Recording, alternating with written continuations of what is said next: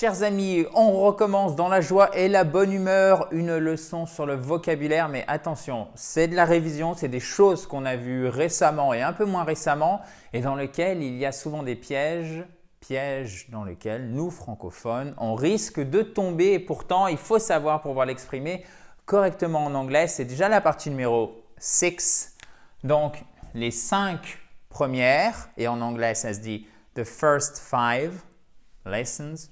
Okay? On dit en français les 5 premières, d'accord? En anglais, on inverse. The first 5. The first 5. Alors, on va dire par exemple leçons, videos, ok? Ils sont juste en dessous. On vous met le lien juste en dessous. Commençons dans la joie et la bonne humeur. Si vous ne l'avez pas vu, chers amis, il suffit de cliquer ici sur le bouton rouge en bas à droite pour vous abonner à cette fabuleuse chaîne YouTube. Donc, j'ai dû mettre notion de devoir, obligation. J'ai été obligé.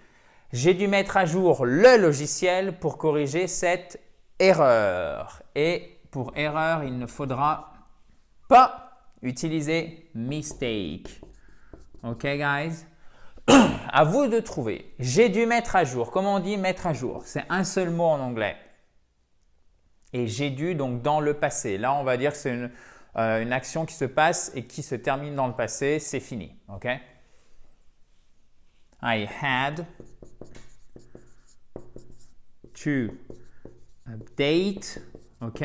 Update. Vous avez une diphtongue ici. Donc déjà, c'était pour revoir ce vocabulaire hyper important puisque vous le voyez tout le temps.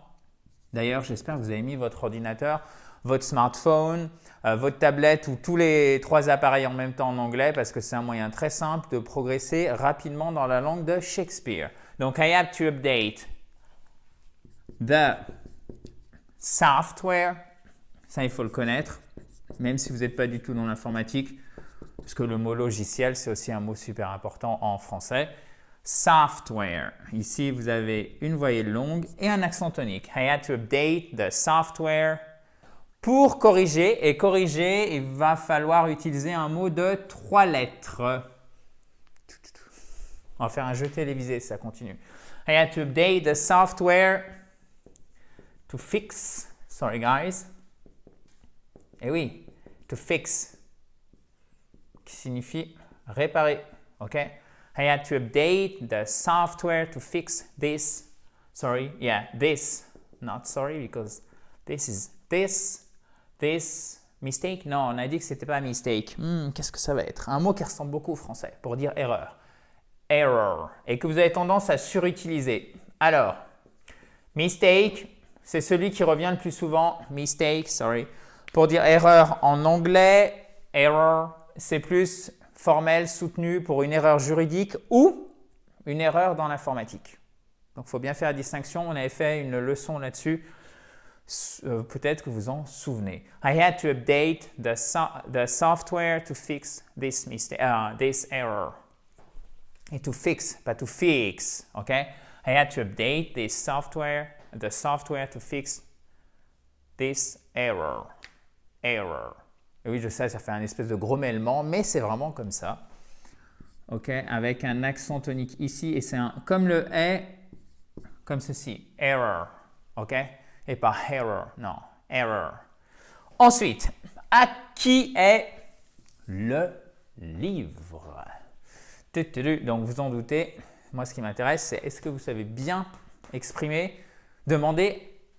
Est-ce que vous savez demander en anglais à qui est telle chose en fait? Voilà, si vous savez ça, c'est vraiment une notion essentielle en plus qui va vous servir pas tout le temps, mais regardez, vous arrivez, mettons, je ne sais pas moi, dans un bar, un restaurant, à l'hôtel, etc. Vous êtes en voyage.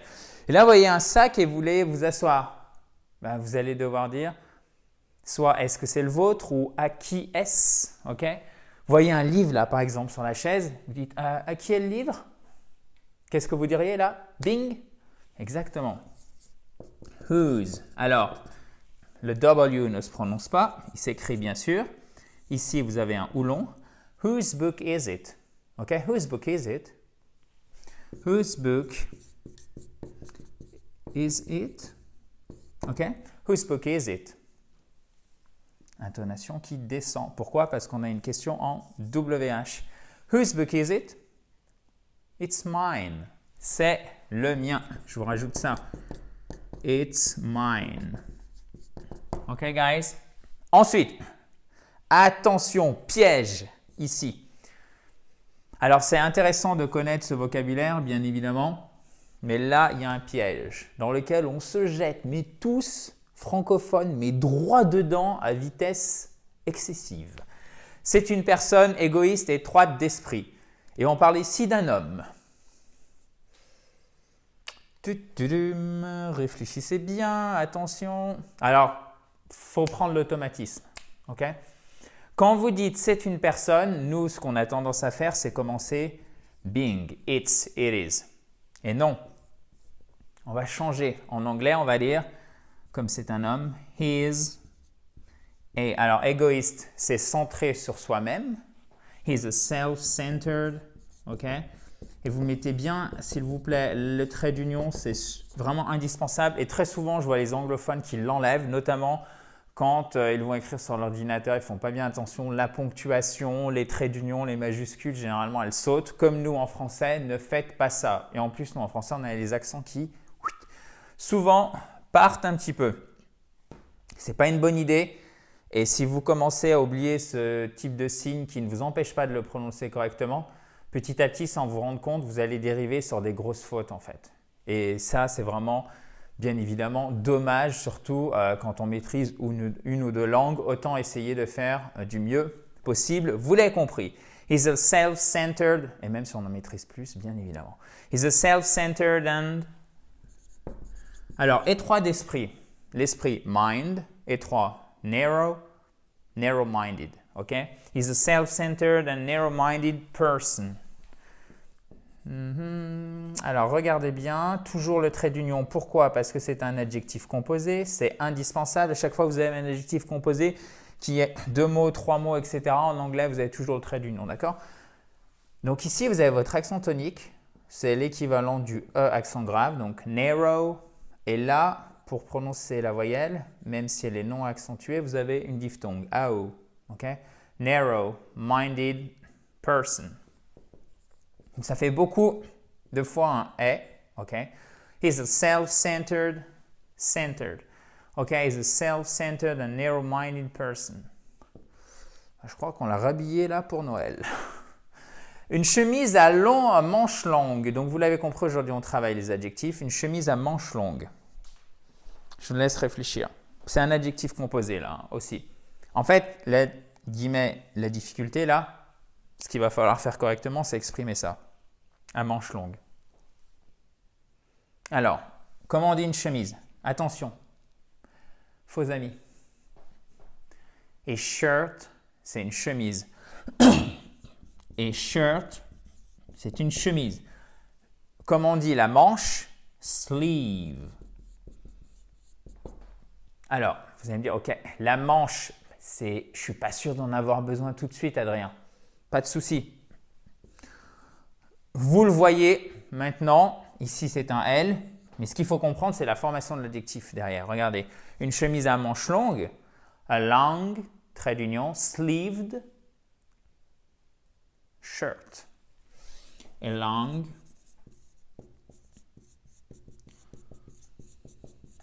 en fait, c'est comme si on disait une chemise à mancher longué. Vous voyez, on a transformé le sleeve, on l'a transformé en adjectif et pour ça, on en a fait un participe passé en fait. OK? Donc en fait, ce n'est pas un participe passé, c'est un participe passé transformé en adjectif. Par exemple, c'est la même chose avec fatigué. Fatigué, en fait, c'est un participe passé transformé en adjectif. Un homme fatigué. D'accord? Puisque vous avez le verbe fatigué, ER. A long-sleeved shirt. Alors là, on n'a pas de trait d'union, mais ici, excusez-moi, j'ai un chat dans la gorge, nous avons un « ilon ». Ce qui nous donne, chers amis, I had to update the software to fix this error. Okay. Whose book is it? It's mine. Whose book is it? It's mine. He's a self-centered and narrow-minded person and a long-sleeved shirt. Est-ce que c'est clair pour vous? Toutes les nuances, tout ce qu'on a vu au niveau ponctuation, trait d'union surtout, pas forcément ponctuation, évidemment prononciation, formation des adjectifs composés, les différents mots de vocabulaire qui peuvent constituer des pièges pour nous francophones. Donc, est-ce que vous avez bien compris leur emploi, dans quel contexte, comment ça marche? Et si c'est le cas, bravo à vous bien évidemment. Et si ce n'est pas le cas, bravo à vous quand même. Et pourquoi? Parce que vous avez écouté jusqu'à la fin. Donc, si vous avez bien écouté, vous avez progressé. N'oubliez pas, fait est mieux que parfait. Et en plus, vu que la perfection n'existe pas, le but du jeu, c'est d'être régulier pour que vous puissiez vous améliorer et donc mieux, bien parler anglais. OK, guys? Si vous avez des questions, vous mettez ça juste en dessous. Si vous ne l'avez pas fait, abonnez-vous à cette fabuleuse chaîne YouTube en cliquant sur le bouton rouge en bas à droite et vous pouvez même récupérer votre kit complet pour vous mettre ou pour vous remettre à l'anglais. C'est 37 pages illustrées et concrètes. Il suffit de cliquer sur le i en haut à droite pour ce faire ou sur le lien qui est juste en dessous. Si vous avez apprécié cette vidéo, n'hésitez pas aussi à mettre un gros pouce bleu juste là. À demain, chers amis, dans la joie et la bonne humeur. Thank you very much, guys. Have a great day. Talk to you soon. Talk to you tomorrow. Bye bye. Mon Dieu, je viens de m'apercevoir juste en finissant que j'ai oublié le S et je suis sûr que vous êtes nombreux à avoir me le dit dans un commentaire. Donc, the first 5 videos. Alors, permettez-moi de regarder parce que si ça se trouve, j'ai fait d'autres fautes. And today, the source of its mind is a self-centered and narrow-minded person, a long-sleeve shirt. Non, ça m'a l'air tout bon. I apologize for this. Bye bye, guys. Talk to you tomorrow.